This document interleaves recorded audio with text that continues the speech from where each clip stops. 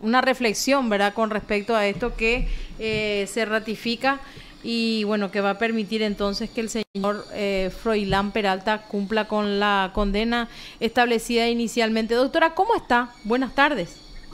Muy buenas tardes, Marta, Lucas, a la audiencia. Un placer estar en contacto con ustedes. Doctora, queríamos conocer ya de hecho estábamos viendo que estaba bastante expresiva a través de sus redes, usted justamente conocida esta determinación con respecto al señor Froilán Peralta. Así es, nosotros celebramos como una victoria más de la lucha ciudadana contra el flagelo de la corrupción, pero principalmente de la impunidad. Está más que probado que los controles sistemáticos a los procesos penales de corrupción dan resultados.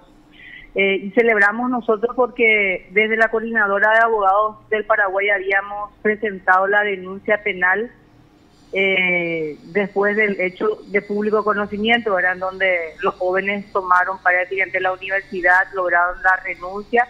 Y bueno, nosotros nos fuimos detrás del proceso penal y en ese sentido no solamente se presentó la denuncia, sino que se hizo un seguimiento sistemático, destrabando y logrando incluso que ese expediente suba al observatorio judicial. Logramos también la grabación del juicio oral y público y en total presentamos más de 70 escritos para destrabar y lograr de que quede firme. Así es que ahora queda el juzgado de ejecución. Supongo que se notifica la última resolución de la sala penal, que es la aclaratoria, y después directamente el tribunal de sentencia tiene que remitir al juzgado de ejecución para que se proceda a la ejecución de esa condena. Doctora, estamos viendo en estos últimos tiempos que causas emblemáticas, después de tanto tiempo, han llegado a una sentencia firme como es este caso. Lo recordábamos esta mañana, duró prácticamente 8 años el proceso por los diversos recursos que se plantearon también. Y bueno, al final se destaca lo que tenemos ahora, que es que queda firme la condena, pero importante hacer un poco el análisis, mirar para atrás todo lo que se tuvo que pasar para que causas como estas lleguen a una finalización, por decirlo de una forma. Bueno, se va a finalizar cuando se ejecute, pero por ahora por lo menos ya está firme. No, y de hecho que estos hechos jamás eran una constante, por ejemplo, hace 10 años atrás, ¿verdad?, o hace 5 años atrás incluso, ¿verdad? Nosotros, por ejemplo, tuvimos la experiencia con Froilán Peralta, que se anuló incluso el juicio oral y público porque no se realizó dentro del plazo de 10 días. Uh-huh. Había fallecido el padre de uno de los miembros del tribunal de sentencia, razón por la cual no pudieron ellos reiniciar el último día que ellos fijaron también para continuar con el juicio oral. Y bueno, eso fue tomado por la defensa y se anuló todo el juicio oral, que llevó también sus meses, ¿verdad? Entonces se tuvo que articular otra vez la integración de un tribunal de sentencia. Se solicitó el adelantamiento del juicio oral, se desabó los recursos que planteaban que son prácticamente chicanas, ¿verdad? Y bueno, se logró por fin, ¿verdad?, que una condena, por más de que sea leve, ¿verdad?, porque de hecho que el hecho punible fue la de lesión de confianza y se le dio 3 años a Froilán Peralta, y a la señora María del Carmen Martínez se le dio 3 años 6 meses, ¿verdad? Realmente es muy leve la condena, pero condena al fin, ¿verdad? Totalmente, doctora. Y bueno, ahora quedan otras causas también que tienen que resolverse en la corte. Por ejemplo, en estos días se pudo destrabar, por decirlo de una forma, a pesar de que se ha planteado una reposición, el caso del ingeniero Carlos Geisele, por ejemplo, una causa también de hace bastante tiempo y que nos comentaba el fiscal, está al menos un poco ajustado con el tema de los plazos. O sea, se juega también en contra de eso, de los plazos de la prescripción, se habla también de la extinción en algunas causas, y juega un papel fundamental el Poder Judicial al momento de expedir y evacuar rápidamente los recursos que son planteados por las defensas, ¿verdad? Bueno, en ese sentido yo tengo que apuntar, ¿verdad?, 2 cosas. Uno, que no existe una política institucional que parta de la Corte Suprema de Justicia para que pueda dar una solución rápida a esto que se está planteando en los expedientes de corrupción pública, donde hay una alta posibilidad de que quede impune. Segundo, los abogados chicaneros de los corruptos no reciben ninguna sanción de orden disciplinario, por ejemplo, ¿verdad? Porque en el caso particular de Carlos Geisele, por ejemplo, había salido una resolución de la Sala Constitucional, digamos, muy benigna, muy beneficiosa para este señor, porque él logró sacar una medida cautelar y suspendió su audiencia preliminar. Sí. De eso pasaron 2 años para que la Corte Suprema de Justicia resuelva incluso una caducidad, porque así como presentaron ellos abandonaron el expediente. Incluso yo les digo, ¿verdad?, de que ese expediente se había solicitado, los autos principales habían solicitado en la Sala Constitucional y ahí dejaron sin medida hasta que nosotros insistimos otra vez con nota para que devuelvan los autos principales, y ahí sacaron ellos la medida cautelar, ¿verdad? A raíz de esa presión que nosotros también y ese control que hacíamos, entonces ellos lograron esa medida cautelar y con eso se paralizó todo, ¿verdad? Y a partir de ahí empezamos a presentar las notas también para tratar de que se resuelva esa acción de inconstitucionalidad y que permita de una buena vez levantar esa medida cautelar para que prosiga el juicio. Y finalmente, cuando se logró esa resolución que dio resolvió la caducidad, ahora el abogado Guillermo Cacabelo presenta otra vez otra chicana más. Entonces, a mí lo que me llama la atención es que la Corte sí puede sancionar a los abogados pasilleros, que a los comunes, que somos nosotros, ¿verdad? Pero no así a la élite, a los abogados de la élite que sí presentan chicanas por doquier, pero ellos nunca son alcanzados por las sanciones disciplinarias de la Corte Suprema de Justicia. Entonces así podemos sacar una conclusión, ¿verdad?, de que no hay ningún interés de ellos, ¿verdad?, de dar una solución a esto. Esto excluye a los magistrados porque realmente tenemos algunos muy buenos magistrados con quienes tenemos que, digamos, avanzar, y algunos ministros y algunos fiscales. Sí. Esta lucha nos ayuda a nosotros a tener algunos indicadores en cuanto a los recursos humanos que en Paraguay tenemos para luchar contra la corrupción. Pero lastimosamente son una minoría, son muy pocos. Y realmente es preocupante, doctora, lo que nos decís.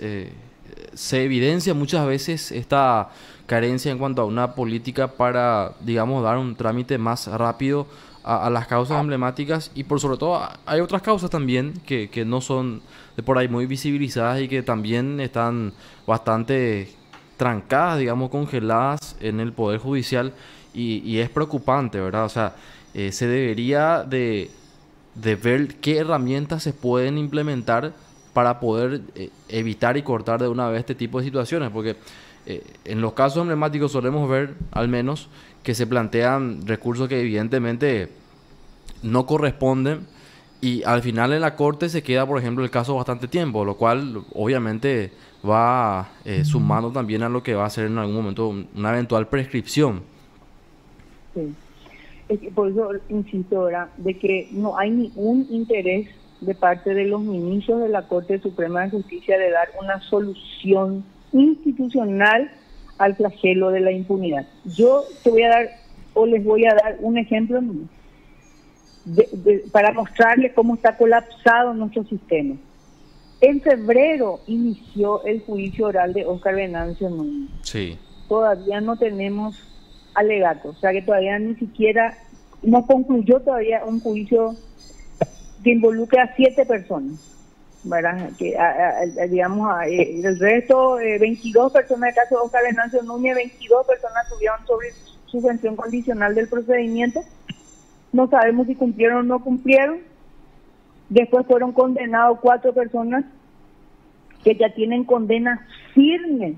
Agotaron todo lo que podían agotar, pero hasta ahora el juzgado de ejecución de Villa Ayes no le está buscando a estas personas para que cumplan la condena. Tenemos 2 sobreseimientos y después tenemos ahora, digamos, en pleno juicio oral, creo que son unos 6 o 7 personas más. Entonces, ese juicio inició en el mes de febrero y hasta hoy no tenemos todavía la conclusión. Colapsa el sistema. En los tribunales de sentencia de delitos económicos o especializados son muy pocos para la cantidad de expedientes que hay. Y por otro lado, en cada expediente de corrupción hay demasiados procesados. Sí. Entonces es muy difícil llevar en poco tiempo un caso así por la complejidad que presenta. Pero yo te puedo asegurar, o les puedo asegurar, de que la Corte no tiene esa intención de llamarle a los miembros del Tribunal de Sentencia para decir y escucharle un poco qué podemos hacer acá, ¿verdad? Colapsa el sistema. ¿Y eso a quién le beneficia? Le beneficia al sistema de la impunidad.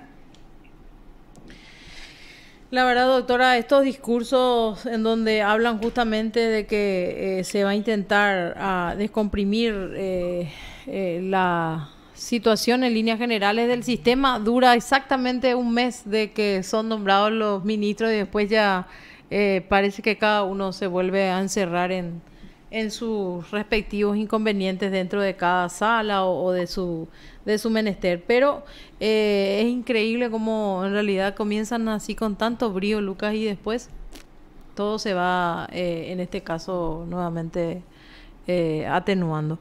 Doctora, nosotros... ¿Sí? No, yo quiero decirles nomás de algo, de un factor para mí elemental. El Poder Judicial no puede estar divorciado de los gremios de abogados de la ciudadanía. El Ministerio Público no puede estar divorciado de los gremios y de la ciudadanía. Nosotros desde el año 2016 más o menos habíamos planteado a la Corte Suprema de Justicia una reunión gremial mensual y se logró eso. Se logró con la presidencia de la doctora Alicia Pucheta. Se llevó durante ese año, el siguiente y después el siguiente, y después entró César Riesel y Fretel y cortó toda posibilidad de mantener esa reunión con los gremios. Esa reunión con los gremios era tan importante porque los debates que venían y traían, nacían en esa reunión, era demostrar la fragilidad del sistema y aquellos problemas que teníamos en todas las circunscripciones. Si la Corte Suprema de Justicia quiere mejorar la calidad de justicia, ¿cómo pudo desperdiciar ese espacio, esa reunión con los gremios cuando los compañeros venían del interior y pagaban su hotel y pagaban su combustible para trasladarse hasta Asunción para traer por lo menos una dificultad que ellos tienen o tenían en sus circunscripciones, ¿verdad? Y eso dejó de lado la Corte. Reunión con la sociedad civil dejó de lado. Y ahora con el fiscal que tenemos y que él directamente dice, no, nosotros no tenemos que tener los contactos. Y si tenemos contactos, tenemos para la foto, ¿verdad? Y después mesa de trabajo ni ahí, ¿verdad? Porque no, por el secretismo, por esto y lo otro. Entonces la barrera tan grande que tenemos los ciudadanos para penetrar en en esos espacios donde nosotros tenemos garantizado que ahí donde la ciudadanía controle y se sienta a conversar para pedir rendición de cuentas a sus autoridades, ahí nosotros vamos a empezar a encaminar este país. Y nosotros estamos demostrando con ese pequeño trabajo que estamos haciendo diariamente, controlando expedientes, pero no tenemos trato con ellos, excepto con algunos ministros, ¿verdad? Uh-huh.